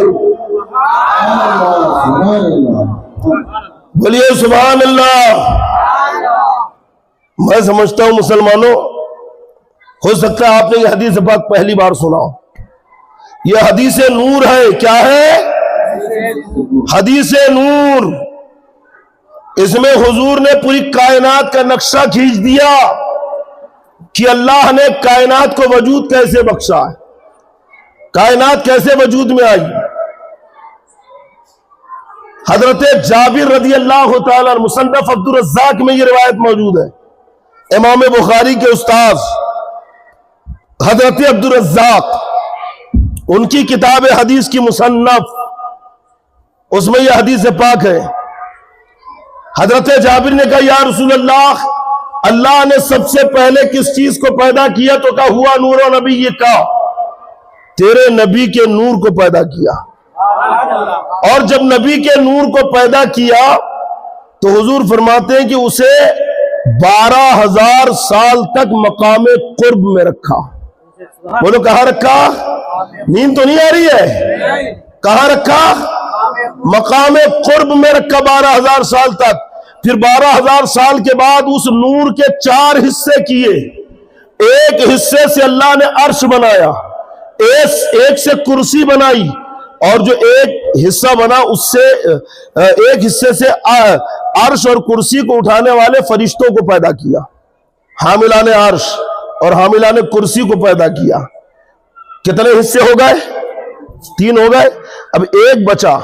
تو اللہ کے نبی فرماتے اللہ نے اسے مقام محبت میں 12,000 سال رکھا. 12,000 سنہ، 12,000 سال تک فی مقام الحب، مقام محبت میں رکھا. اور پھر 12,000 سال کے بعد اس کے 4 حصے کیے. ایک سے قلم بنایا، ایک سے لوح بنایا، اور ایک سے اللہ نے جنت کو پیدا کیا. اور جو ایک حصہ بچا اسے مقام خوف میں 12,000 سال تک رکھا، ہے نا. پھر اللہ نے اس کے 4 حصے کیے 12,000 سال کے بعد. اور پھر ایک حصے سے اللہ نے فرشتوں کو پیدا کیا، ایک حصے سے سورج کو بنایا، ایک حصے سے چاند اور ستاروں کو بنایا. اور جو ایک حصہ بچا اسے مقام رجا میں 12,000 سال تک رکھا. کتنا؟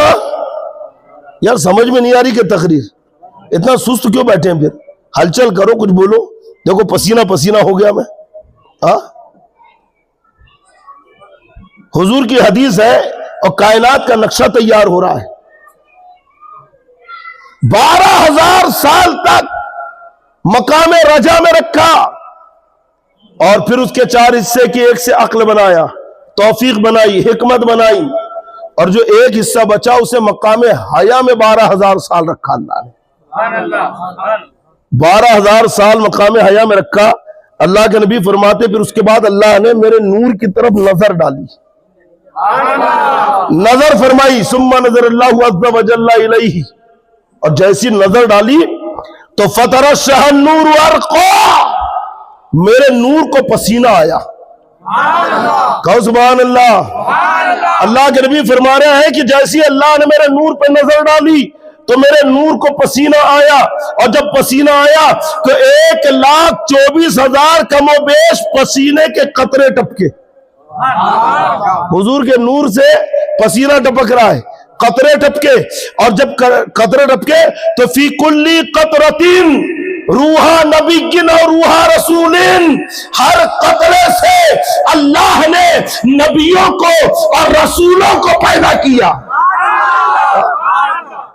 حضور کے نور کو پسینہ آیا، اور جب پسینے کے قطرے ٹپکے تو اسی پسینے کے قطرے سے حضرت آدم کی روح پیدا ہو رہی ہے، حضرت نوح علیہ السلام کی روح پیدا ہو رہی ہے، ابراہیم خلیل اللہ کی روح پیدا ہو رہی ہے، اسماعیل ذبیح اللہ کی روح پیدا ہو رہی ہے. سارے نبیوں کی روحیں. حضور فرماتے میرے نور سے جب پسینہ ٹپکا اللہ کی جلال سے، اس کی ہیبت سے، ہے نا، تو ہر قطرے سے انبیاء کو اور رسولانی نظام کو اللہ نے پیدا کیا. اچھا، انبیاء کرام کی تخلیق تو ہو گئی. اب آپ سننا چاہتے ہیں کہ یہ اولیاء کرام کیسے پیدا ہوئے؟ یہ بزرگان دین کیسے دنیا میں آئے؟ یعنی ان کا وجود کیسے ہوا؟ یہ غوث پاک کیسے پیدا ہوئے؟ سرکار غریب نواز، سرکار محبوب الہی، سرکار بندہ نواز گیسو دراز، یہ بزرگوں کا وجود کیسے ہوا جانتے ہیں؟ اللہ کے نبی صلی اللہ علیہ وسلم فرماتے ہیں کہ ثم تنفست ارواح الانبیاء، پھر انبیاء کرام نے سانس لی، ہے نا. فخلق اللہ من انفاسهم الاولیاء والشہداء والسوداء والمطیعین الی یوم القیامہ. میرے نور سے جو پسینہ ٹپکا اللہ نے اس سے انبیاء کو پیدا کیا. اور پھر جب نبیوں کی روحوں نے سانس لیا تو اللہ نے اس سانس سے اولیاء کو پیدا کیا، اقطاب کو پیدا کیا، ابدال کو پیدا کیا، اغیاث کو پیدا کیا، صالحین کو پیدا کیا، فانیین کو پیدا کیا، واصلین کو پیدا کیا، قانگین کو پیدا کیا. غرض کے قیامت تک جتنے نیک اور صالح لوگ ہوں گے یہ سب انبیاء کی سانسوں سے پیدا ہوئے. ثم تنفست ارواح الانبیاء، جب انبیاء نے سانس لی تو اللہ نے ان کی سانس سے اولیاء کرام کو پیدا کیا، صالحین کو، نیک لوگوں کو پیدا کیا۔ اچھا پھر اس کے بعد میں وہی تفصیل آئی کہ والشمس والقمر من نوری والکواکب من نوری، ہے نا، والجنت وما فیہا من نعیم من نوری وملائکۃ السماوات سبع النور والشمس والقمر، جتنی چیزیں اللہ کے نبی فرماتے سب اللہ نے میرے نور سے بنایا۔ یہ ساتوں زمین و آسمان اور اس میں جتنی چیزیں ہیں، جنت اور اس میں جتنی چیزیں ہیں، اور جتنے فرشتے ہیں، جتنے انسان ہیں، جتنی مخلوق ہے، اللہ نے سب میرے نور سے پیدا کی۔ یہ صلحاء، یہ سالکین، یہ فارقین، یہ سب میرے نور سے ہو رہا ہے، کیونکہ حضور کے نور سے انبیاء اور انبیاء کی سانس سے یہ پیدا ہوئے، تو سب حضور کے نور سے پیدا ہوئے نا، بولو یار جلدی۔ ثم خلق اللہ 12,000 حجاب، پھر اللہ نے 12,000 پردے پیدا کیے۔ فاقام اللہ نوری، اور اللہ نے ان پردوں میں مجھے رکھا، ہے نا، واقام اللہ نوری فی کل حجاب 1000 سنہ، ہر پردے میں 12,000 سال تک۔ وہی مقامات العبودیت والسکینۃ والصبر والصدق والیقین، ہر پردے میں 12,000 سال تک، یعنی 1,000 سال ایک پردے میں رہا۔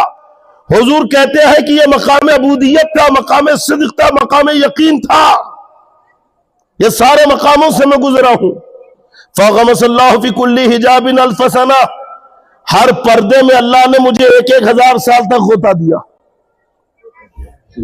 دور آگے بڑھ رہا ہے، کائنات کا وجود ہو رہا ہے، پھر اللہ کے نبی فرماتے ہیں کہ ثم اخرجنی، ہے نا، پھر اللہ نے پھر مجھے میرے نور کو نکالا اور زمین پر رکھا، تو میرے نور نے زمین کو ایسا روشن کر دیا کہ سراج اللیل فی المظلم، جیسے چراغ اندھیری رات کو روشن کر دیتا ہے، ایسا روشن ہو گیا، ہے نا۔ اب یہاں پہ حضور اپنا میلاد بیان کر رہے ہیں، کہو سبحان اللہ۔ لوگ کہتے ہیں کہ بھائی حضور کا میلاد کس نے کیا؟ کیا صحابہ نے کیا؟ کیا تابعین نے کیا؟ کیا تبع تابعین نے کیا؟ آج سننے کے بعد کہہ دینا کہ حضور نے خود اپنا میلاد کیا۔ میلاد کسے کہتے ہیں؟ بولو یار، میلاد کسے کہتے ہیں؟ پیدائش کو کہتے ہیں نا، ذکر میلاد، جشن عید میلاد النبی۔ عید کا معنی خوشی، جشن کا معنی ہے جمع ہو کر خوشی کا اظہار کرنا۔ اگر طریقہ جائز ہے تو اظہار کرنا بھی جائز، اور طریقہ ناجائز تو پھر اجازت نہیں۔ مثلا یہ کہ حضور کے میلاد کا جشن ہے، جمع ہو کر خوشی منا رکھے ہے، تو طریقہ بھی شریعت کے مطابق ہونا چاہیے، طریقہ بھی سنت کے مطابق ہونا چاہیے۔ خلاف شرع اگر رہے گا تو بجائے ثواب کے گھر گناہ لے کر لوٹو گے۔ اگر جلوس میں جمع ہو کر، اکٹھا ہو کر شریعت کے خلاف کام کیا، مطلب ڈھول لے کے پہنچ گئے، پٹاخے لے کے پہنچ گئے، ڈی جے پہ ناچ رہے ہیں، رنگ اڑا رہے ہیں، تو ثواب ملے گا کہ عذاب ملے گا؟ جلدی بولو یار۔ جنہوں نے برائیوں کو مٹانے کے لیے دنیا میں جو تشریف لائے، ان کی آمد پر تم برائیاں ظاہر کر رہے ہو، ثواب ملے گا؟ اگر جلوس میں پہلی بات تو یہ ہے کہ جلوس میں جا رہے ہو تو ادب سے جاؤ، خلاف شرع کام نہیں، ورنہ اس سے بہتر تو یہ ہے کہ جلوس میں ہی نہ جاؤ، جلوس ہی نہ نکالو، اور نکال رکھے ہو تو شریعت کے دائرے میں ادب و احترام کے ساتھ، کیونکہ کسی ایرے غیرے کا جلوس نہیں ہے، بلکہ کائنات کے تاجدار کی آمد کا جلوس ہے، ان کی محبت اور ان کی بارگاہ میں اظہار عقیدت کا جلوس ہے، تو یہ شریعت کے مطابق ہونا چاہیے۔ شریعت کے خلاف رہا تو اس کی اجازت ہوگی، جلوس میں کودیں گے، چیخیں گے، گوگل لگا کر ہوشیاری ماریں گے، وہاں پہ اپنے آپ کو شو کریں گے، ارے وہاں تو ہاتھ باندھ کر خرامہ خرامہ چلنا ہے، کیونکہ یہ ان کی محبت میں جلوس نکلا ہے، جن کی شان کا عالم تو یہ ہے کہ ادب گاہست زیر آسما عرش نازک تر، نفس گم کر دمی آئے جنید و بایزید جا، کہ جب ان کی بارگاہ میں حضرت جنید بغدادی اور حضرت بایزید بستامی بھی حاضری دیتے تو اتنے ادب سے حاضری دیتے تھے کہ اپنی سانسوں کی آواز بھی نہیں چلنے دیتے تھے، اپنی سانس کی آواز بھی روک لیتے، اتنا ادب اس بارگاہ کا کرتے۔ اب اس نبی کی بارگاہ میں اگر محبت کا اظہار کر رکھے ہو تو کیا ڈی جے پر، ڈھول تاشے پر قوالی بجا کر؟ نہیں، ہرگز نہیں، بلکہ ادب سے چلو، نعت شریف پڑھتے ہوئے چلو، درود پاک پڑھتے چلو، سر جھکا کے چلو، تاکہ دنیا دیکھے اور آپ کی تہذیب دیکھ کر اندازہ لگا لے کہ دیکھو ان کی نبی کی شان کتنی عرفہ و اعلیٰ ہے کہ جنہوں نے غلاموں کو اتنا مہذب بنا دیا ہے۔ بات ذہن میں آ گئی؟ اگر جمع ہو کر خوشی کا اظہار شریعت کے مطابق ہوا تو جائز. عید کا معنی خوشی. جشن عید میلاد النبی، ترجمہ پیچھے سے کرو، نبی کی پیدائش کی خوشی کا جشن. کیا مطلب ہے جشن عید میلاد النبی کا؟ جشن عید میلاد النبی، ترجمہ پیچھے سے کرنا، نبی کی پیدائش کی خوشی کا جشن، جسے یہ گستاخ اور بدعقیدے کہتے ہیں کہ ناجائز بدعت و حرام ہے. اگر حضور کی پیدائش کا جشن منانا حرام و بدعت ہو جائے تو دنیا میں کسی کی بھی پیدائش کی خوشی منانا جائز نہیں رہے گا. رہے گا کیا؟ جب حضور کی پیدائش پہ خوشی منانا ناجائز ہو جائے تو دنیا میں کسی اور کی پیدائش پہ آدمی خوشی منا سکتا ہے؟ نہیں. اور جب کسی کی بھی پیدائش پہ خوشی منانا ناجائز نہیں ہے تو حضور کی پیدائش کی خوشی منانا ناجائز کیسے ہو گیا؟ بات ذہن میں آئی کہ نہیں؟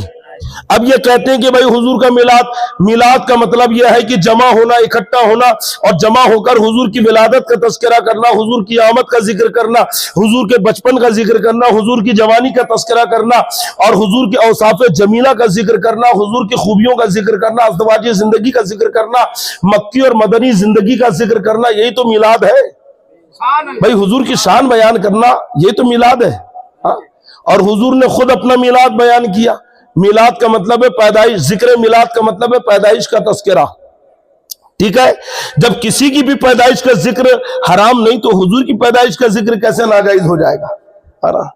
اب یہ پوچھے کہ کیا حضور کا میلاد صحابہ نے کیا یا تابعین نے کیا، تو آج کے بعد آپ کہنا کہ خود حضور نے کیا.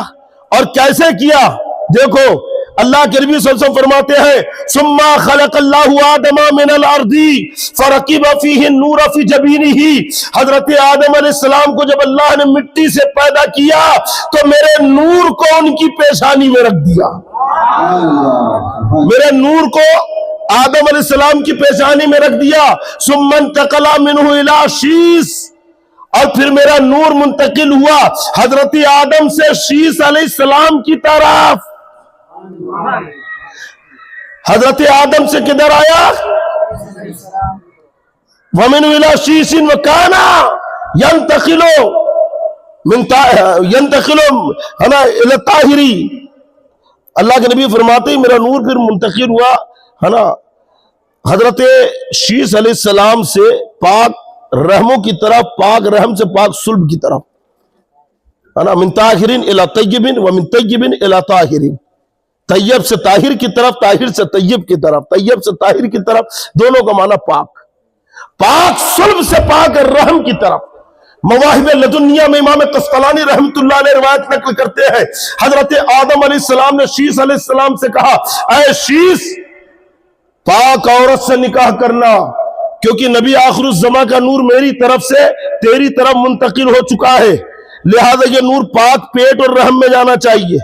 اور علامہ قاضی عیاض رحمت اللہ علیہ روایت نقل فرمائی ہے کہ حضور نے کہا کہ میرے اجداد حضرت میرے والد عبداللہ سے لے کر آدم علیہ السلام تک جتنے بھی پیدا ہوئے سب کے سب حلالی تھے، نکاح سے پیدا ہوا، کوئی بھی اس میں بغیر نکاح کا نہیں تھا. دیکھو شفا شریف میں روایت موجود ہے. اور ایک روایت میں یہ ہے کہ حضور نے کہا کہ میرے باپ حضرت عبداللہ سے لے کر آدم علیہ السلام تک جتنے میرے اجداد گزرے ہیں سب کے سب مومن اور موحد تھے، کوئی بھی کافر اور مشرک نہیں تھا. کوئی کافر اور مشرک نہیں تھا، سب مومن اور موحد تھے. اللہ کے نبی فرماتے ہیں کہ میرا نور منتقل ہوتا رہا من طیبن الی طاہرن الی طاہرن پاک صلب سے پاک رحموں کی طرف الی ان اوصلہ اللہ عبداللہ ابن عبد المطلب، یہاں تک کہ نور منتقل ہوتے ہوتے میرے باپ میرے والد عبداللہ تک آ گیا. ومنہ الی رحم امی آمنہ بنت وہب، اور پھر میرا نور میرے والد عبداللہ سے منتقل ہوا میری ماں آمنہ بنت وہب کی طرف.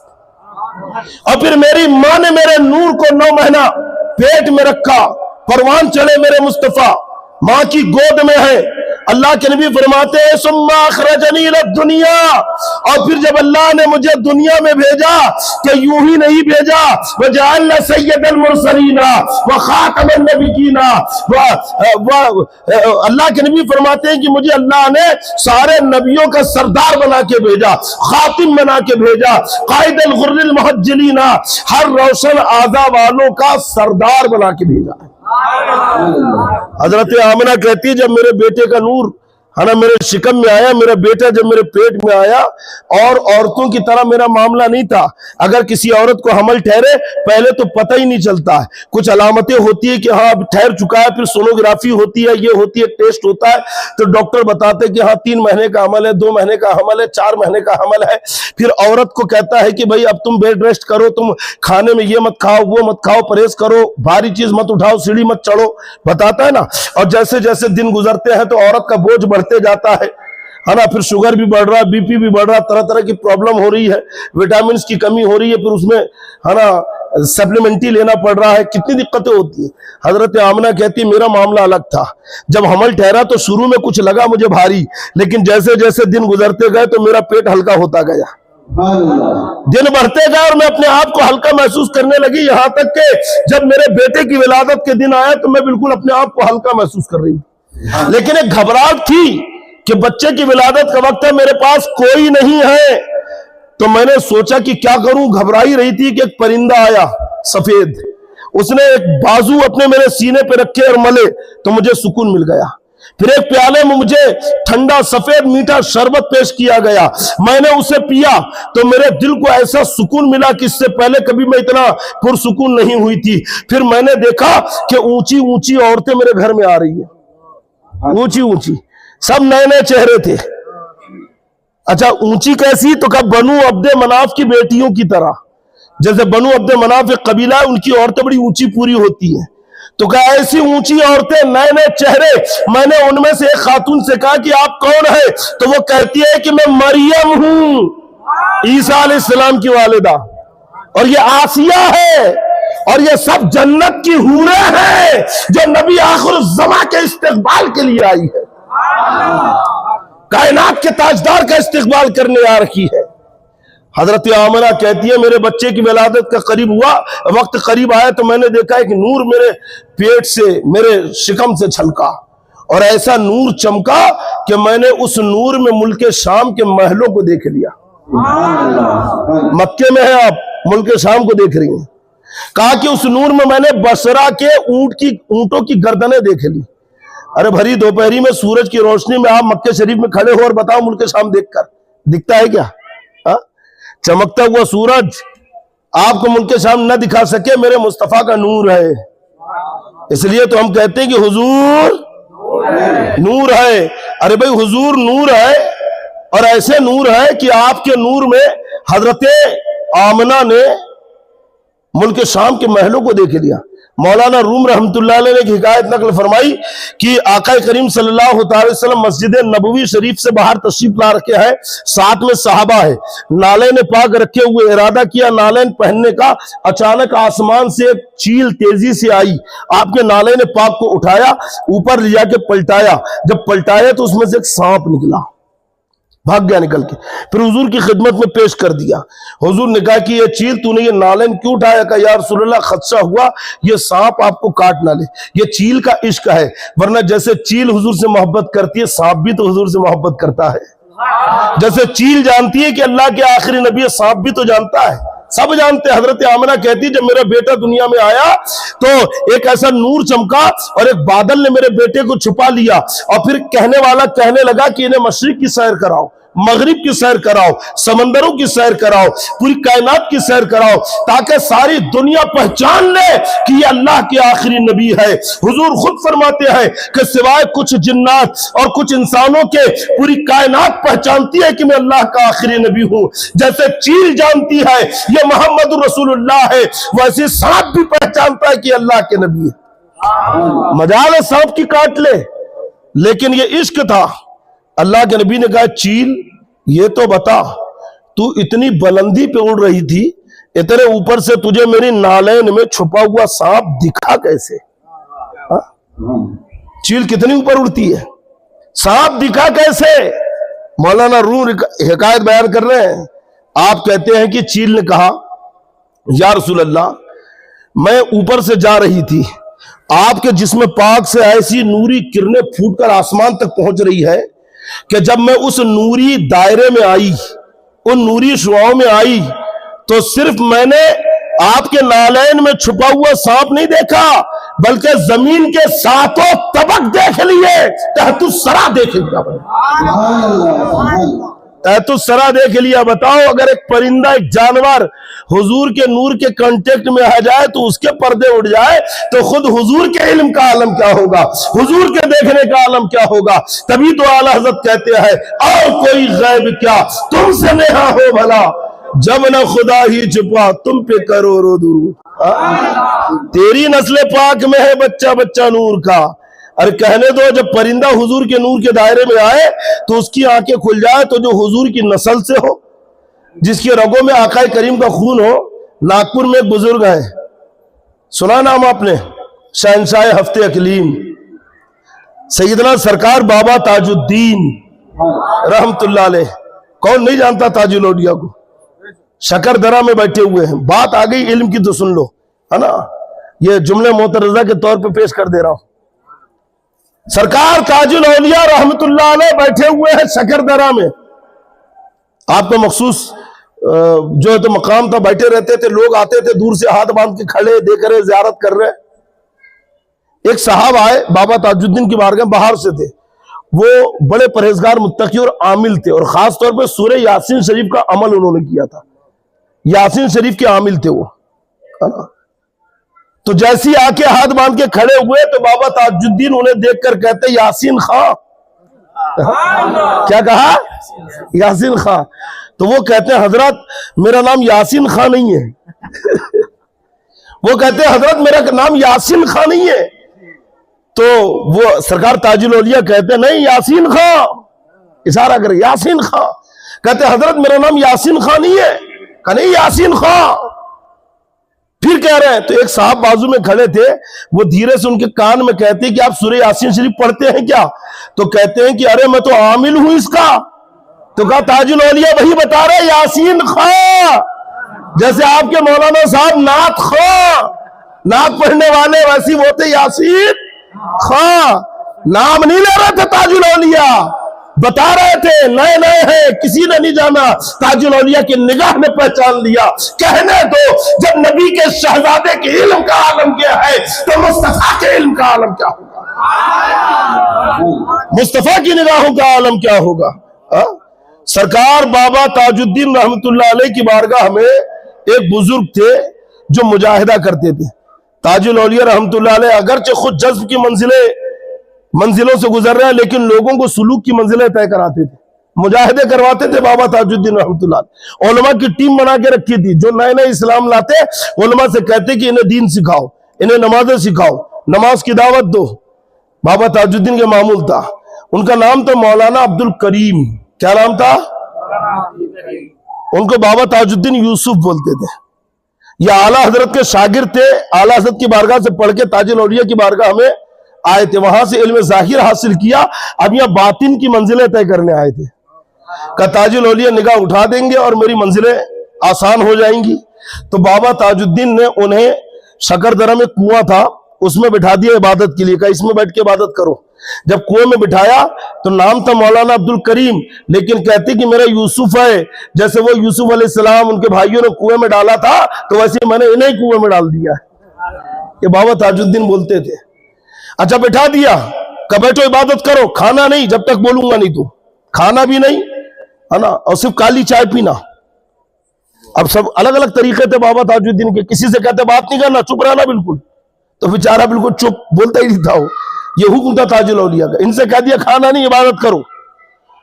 कहते हैं कि बहुत दिन हो गए, कुछ खाया भी नहीं, भूख भी बड़ी शिद्दत की, जबान का जायका भी मेरा बदल गया। तो एक दिन सोचा कि मैं हजरत के पास जाऊं और जाके इजाजत लूं कि हजरत मुझे कुछ भाजी रोटी खाने की इजाजत दे दे। तो ये ख्वाहिश लेकर मैं बाबा ताजुद्दीन की बारगाह में आया।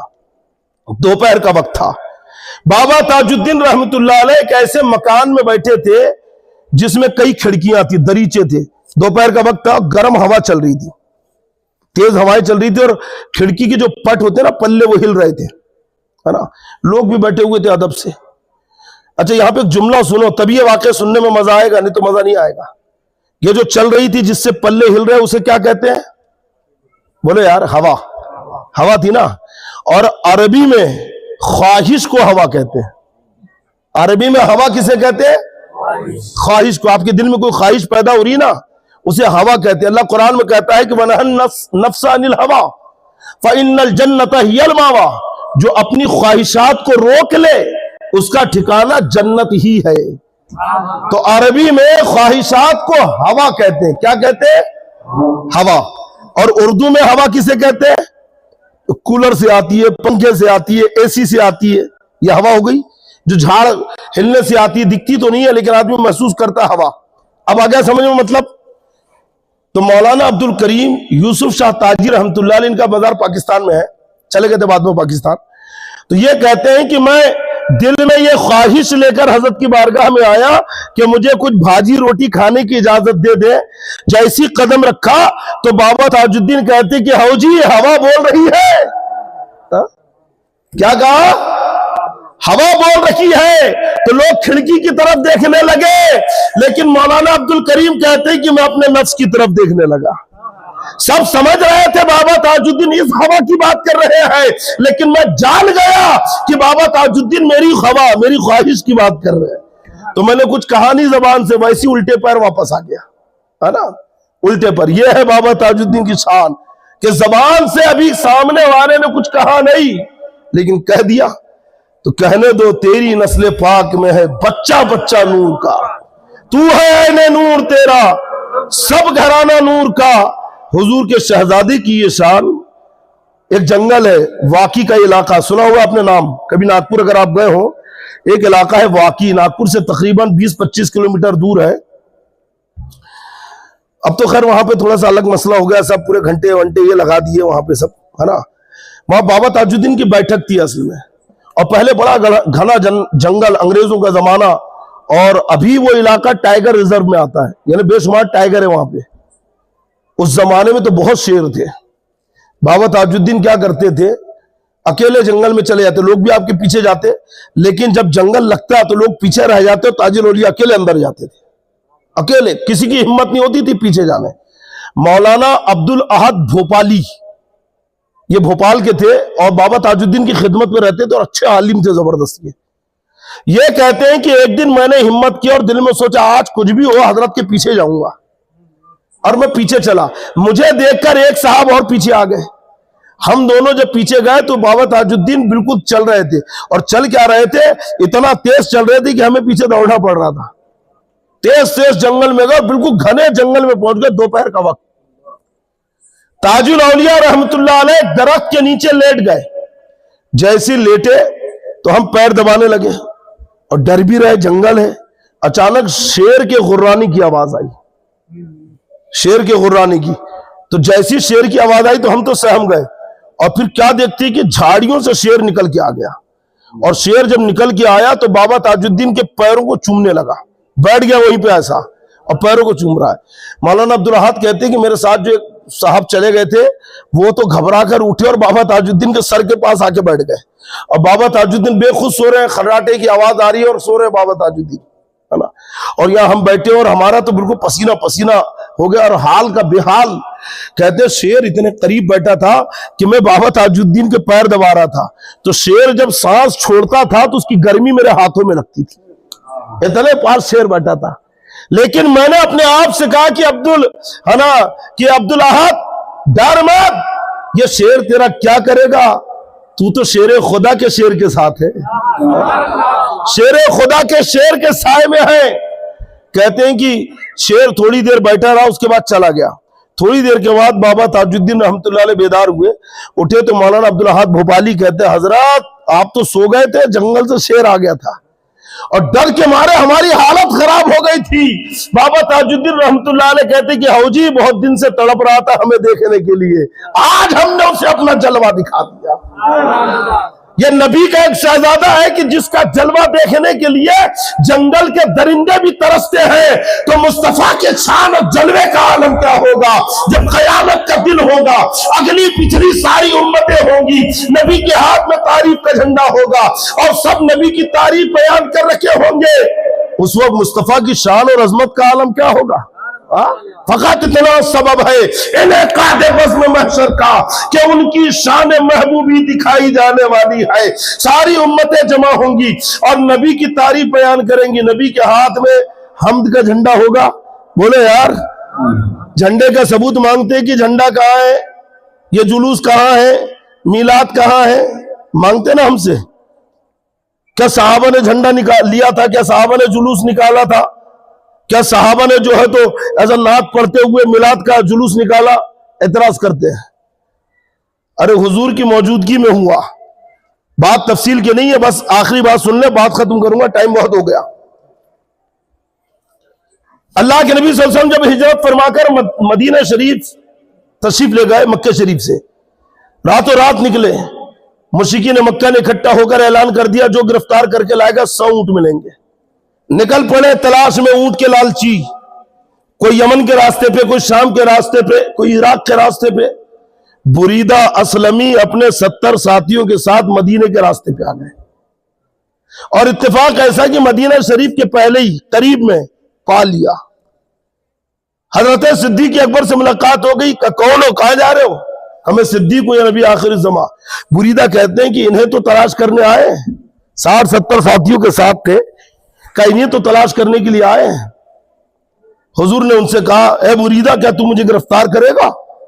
حضور کے جملے ان کے دل میں اتر گئے۔ حضور جوامع القلم ہیں، قلم یعنی آپ کے جملے اتنے کامل ہیں کہ چند جملوں میں آپ پوری باتیں کہہ دیتے ہیں، اور حضور کی فصاحت و بلاغت کا عالم یہ تھا کہ عرب کے بڑے بڑے فصیح و بلیغ قبیلے اپنے آپ کو عاجز سمجھتے تھے۔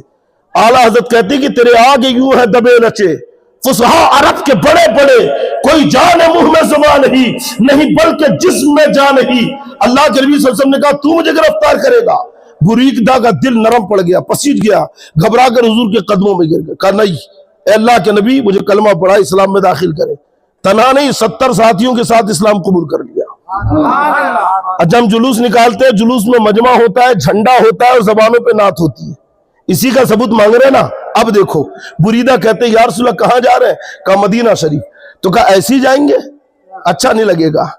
اپنا امامہ کھولا، نیزے پہ باندھا، کہا یا رسول اللہ یہ آپ کا جھنڈا ہے۔ حضور کے ساتھ ہو گئے اور اپنے ساتھیوں سے کہا پیچھے چلو ہاتھ باندھ کر، کہا یا رسول اللہ یہ آپ کا جلوس ہے۔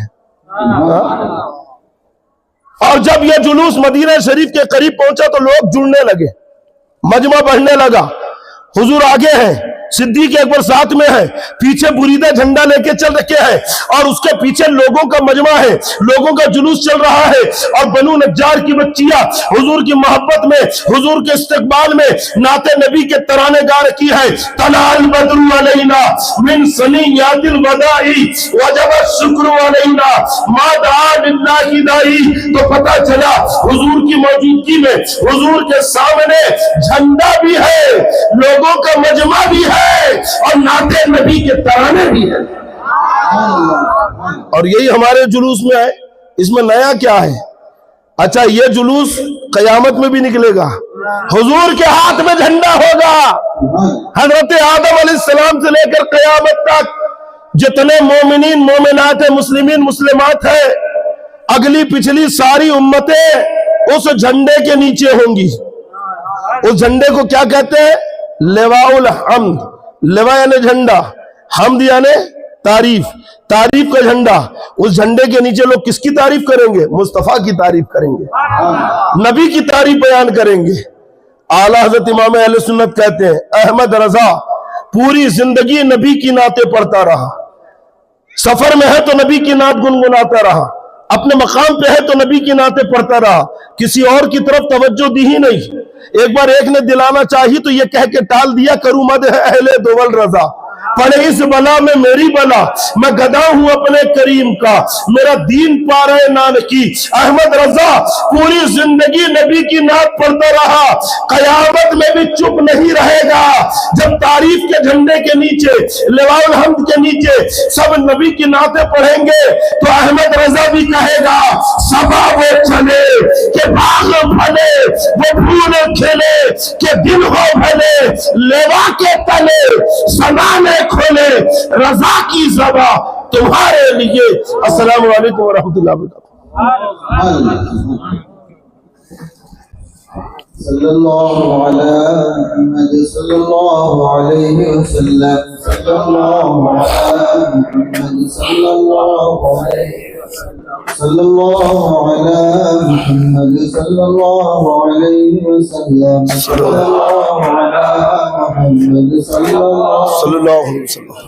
کعبے کے بدرو تجا تم پہ کرو درود، طیبہ کی شمس و ضحا تم پہ کرو درود، کعبے کے بدرو تجا تم پہ کرو درود، طیبہ کی شمس و ضحا تم پہ کرو درود، ذات ہوئی انتخاب وصف ہوئے لاجواب، ذات ہوئی انتخاب وصف ہوئے لاجواب، نام ہوا مصطفیٰ تم پہ کرو درود، کعبے کے بدرو تجا تم پہ کرو درود، طیبہ کی شمس و ضحا تم پہ کرو درود، دل کرو ٹھنڈا میرا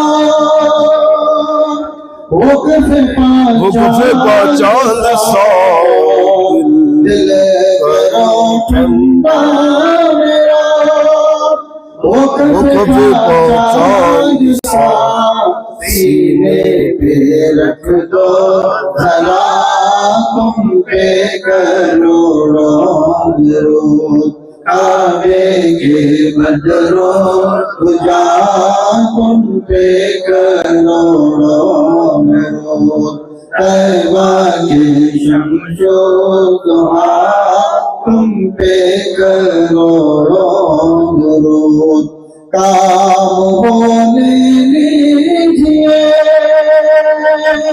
تم کو جو راضی کرے، کام ہونے لیجیے تم کو جو راضی کرے، ایک ہونا میں رضا تم پہ کرو درود، کعبے کے بدرو تجا تم پہ کرو درود، طیبہ کے شمس و ضحا تم پہ کرو درود۔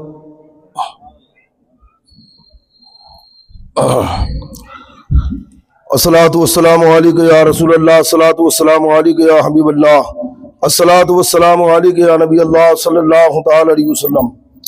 اللہم ربنا آتنا فی الدنیا حسنۃ وفی الآخرۃ حسنۃ وقنا عذاب النار وقنا عذاب القبر وقنا عذاب الحشر وقنا عذاب الدارین۔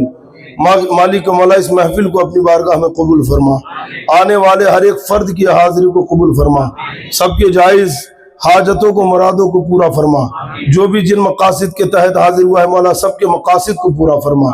مالک مولا تو اپنے فضل و کرم سے اس محفل میں جو بھی واعظ و نصیحتیں کی گئی ہم سب کو کہنے اور سننے سے زیادہ اور نصیحتوں پہ عمل کی توفیق عطا فرما۔ مالک مولا ہماری پیشانیوں میں سجدوں کی طلب عطا فرما، نماز پنجگانہ بجماعت ادا کرنے کی توفیق عطا فرما، ناجائز اور حرام کاموں سے بچا، فرائض و واجبات کو ان کے وقتوں پہ ادا کرنے کی توفیق عطا فرما، ماں باپ کی خدمت کرنے والا بنا، ماں باپ کا ادب و احترام کرنے، ماں باپ سے سچی محبت کرنے کی توفیق عطا فرما۔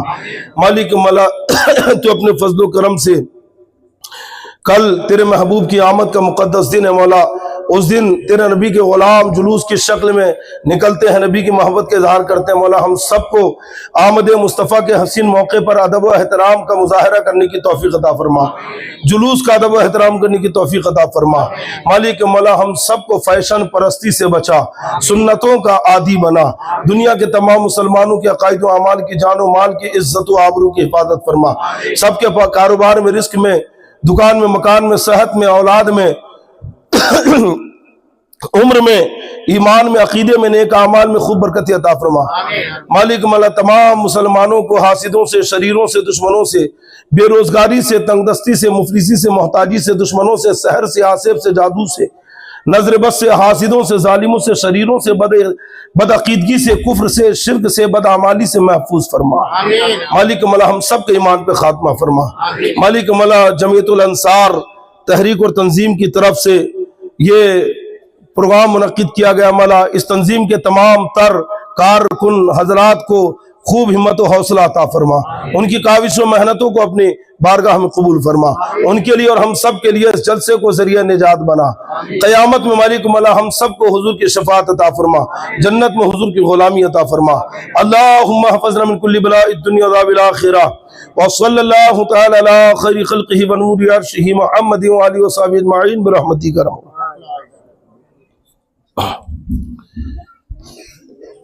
اچھا ہم مسافر کا